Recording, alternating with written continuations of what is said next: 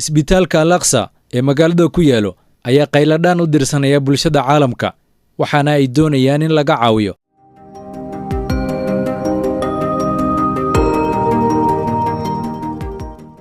kulan wacan oo wanaagsan ku soo dhawow waxyaabihii ugu dambeeyay ee Falastiin. Xamaas ayaa ku eedeysay Israa'iil inay dambiyo dagaal gashay gaar ahaan weerarkii naxariis darrada ahaa ee ay ku qaadeen xarada qaxootiga Nusayraad.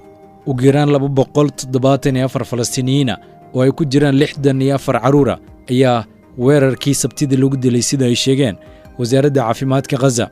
meedadka iyo dhaawaca ayaa la geenayaa isbitaalada Gaza oo ka mid yahay isbitaalka Al-Aqsa iyadoo weliba Israa'iil ay weeraradooda sii wadaan.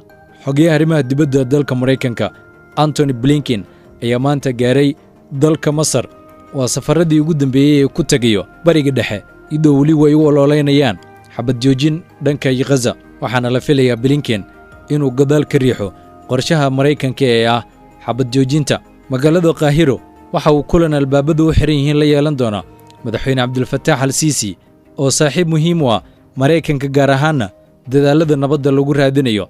waxaa la filayaa inay ka wada hadlaan sidii loo furi lahaa xadka Rafah oo xirnaa tan iyo markii ciidamada Israa'iil ay qabsadeen bil ka hor.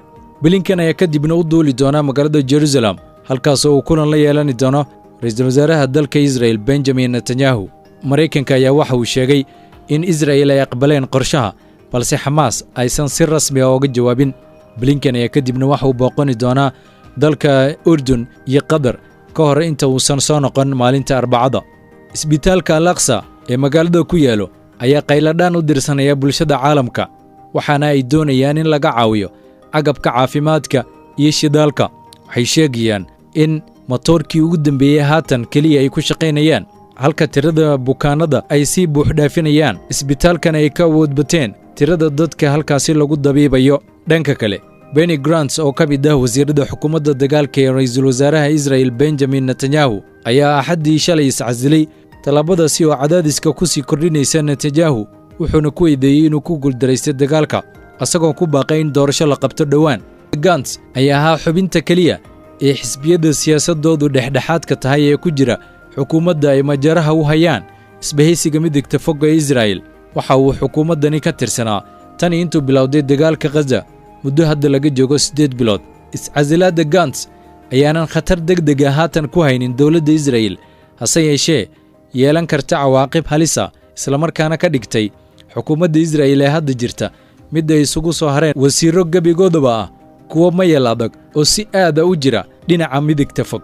Benny Gantz ayaa horey uga digay in casilaadiisa haddii uusan Netanyahu la imaan istaraatiijiyad cad oo ku aadan Gaza xilli Israa'iil ay sii waday dagaalka militari oo ay ku dishay 10,000 oo Falastiiniyiin oo u badan dumar iyo caruur. Netanyahu ayaa qoraal uu soo dhigay baraha bulshada ugu soo jawaabay iscasilaadda Gantz wuxuuna ku sheegay inaan hadda la joogin waqti laga tago dagaalka.